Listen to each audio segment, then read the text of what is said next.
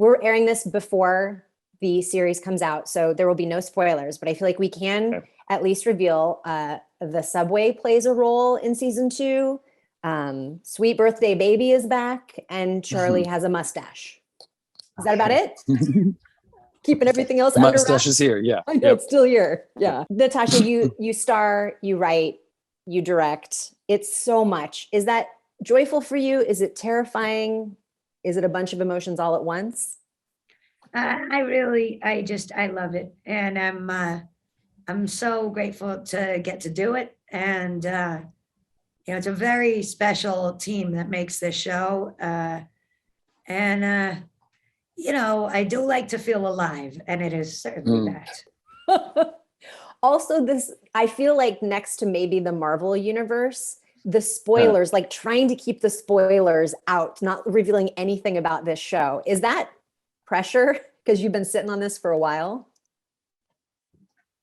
I mean, yeah, it's certainly, I'm enough of a codependent that I always feel bad for everybody that they don't have the information they need to like write about the show or talk about the show at the same time as a, whatever it is, world builder, filmmaker, whatever that is in TV. I want the audience to get a chance to just go on the ride, and it's almost like planning a surprise party, but you're doing it sort of internationally, and you're saying to everybody, hide, surprise, it's April 20th. That's sort of the feeling of what you want. So you get that kind of, because it's just it's hard for me that even people know about the subway. It's like, well, then you're going to know. But yeah. I have to give it over and use a measure of trust and, hope that there's, what are you going to do? I guess I should have made the Hulk. That's what I always say. Should have made the Hulk.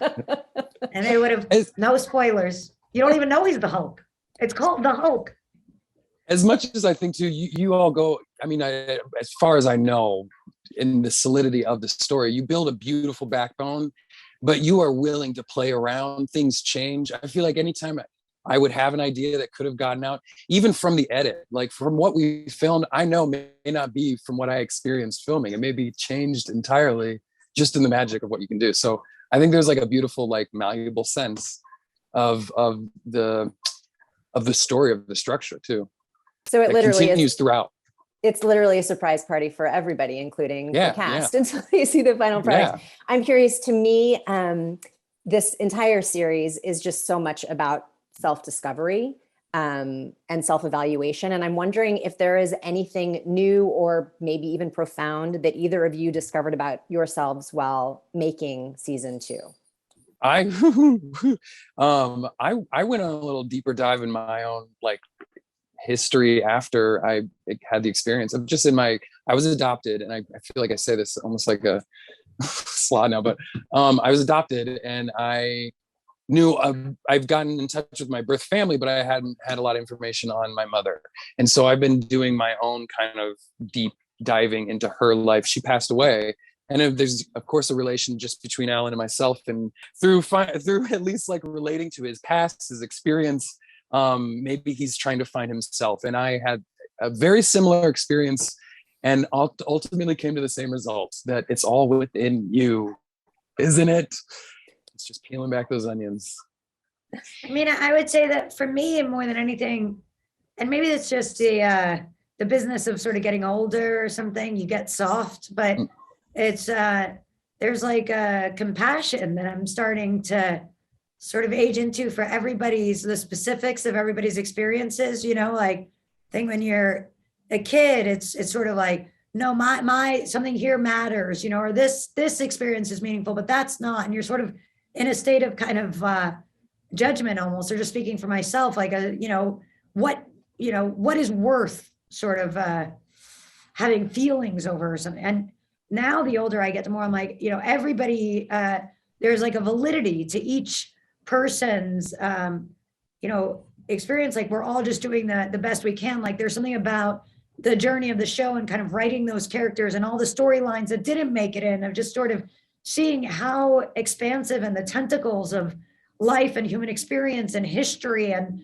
this idea of, and they all relate. They all come back in together. Yeah. it's easy to kind of like cast family members sometimes as like, villains or something. And the deeper you kind of get in, you're sort of like, oh, I see. So people are usually doing the best they can, even if that experience is negatively, impacting. But it doesn't mean that it's any less, of an impact on the person that they're doing it to. But just to say that I think it helped me see things a little bit more globally and therefore compassionately. It's so great to talk to you both. Greta, I have to tell you, I love Max so much. I'm sure you get that a lot. I'm curious, what do you want fans to know you do have in common with her and you do not have in common with her? Oh my God.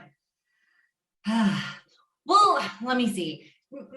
What I love so much about Maxine is she just says whatever she wants to say. She does whatever she wants to do. I had this really funny conversation with Natasha during our prep for the second season, imagining what the unwritten scene would have been, where Nadia is explaining to Maxine her condition of dying again and again, and what Maxine, how she would respond. And we came to the conclusion that Max would actually just be like, okay.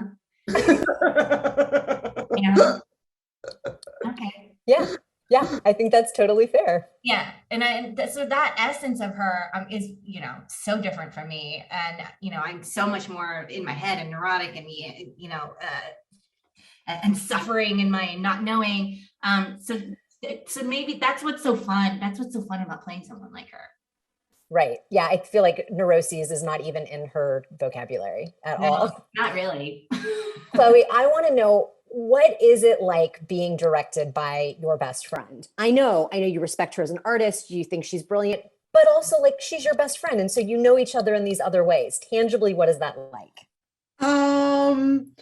It's great. I mean, like you're saying, I have so much respect and admiration for her as a creative force, and trust in her.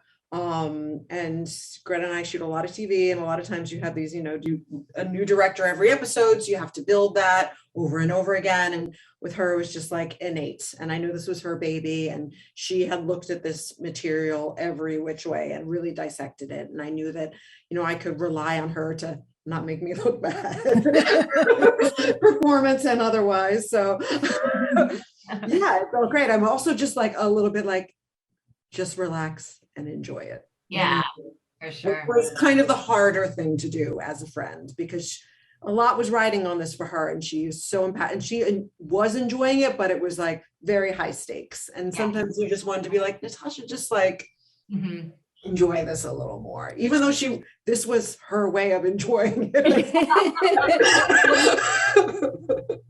There is, I feel like we could just sit here and stare at each other for 4 minutes, because there is so little that we can talk about with this season, because I don't want to spoil anything. But I am curious, given that this is a show where there's some fluidity there. And then I understand that as actors, you often will shoot things out of order, not sequentially. How do you get your brains right and keep everything straight as you're going into each day shooting?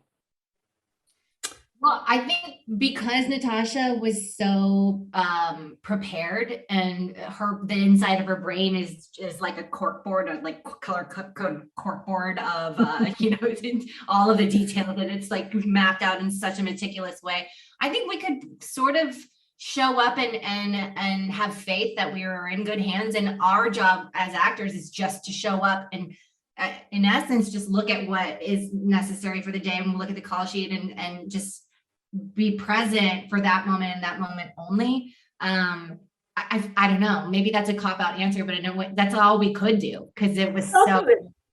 Yeah. There were other crew members that Natasha would rely on. And I remember like one of the things that she would say over and over again when she would trip up or forget, she'd always say, wait, what game are we playing here? Which is a really nice way. Yeah. Reminding everybody that we're playing a game, and it's fun. And and it's challenging, and we're testing each other. It's a game, but let's enjoy it. It's a really fucked up game. Realistically, how many times do you think the average person should watch this show this season? Really the whole show, but to grasp every nuance. 3? I had to rewatch it. Yeah, what do you think? 3? Yeah. Sure, 3. I'm gonna go with that too. All right, 3 it is. That's what we're recommending to Yeah. people then. Yeah, Thank you so much for your time and another riveting season that is also, even though there's so much going on, it's surprisingly easy to binge. So it served every purpose for me. So thanks, you guys. I'd go back and watch it 2 more times. Yeah, 2 more There times. you go. There you go. Exactly. I'm on it.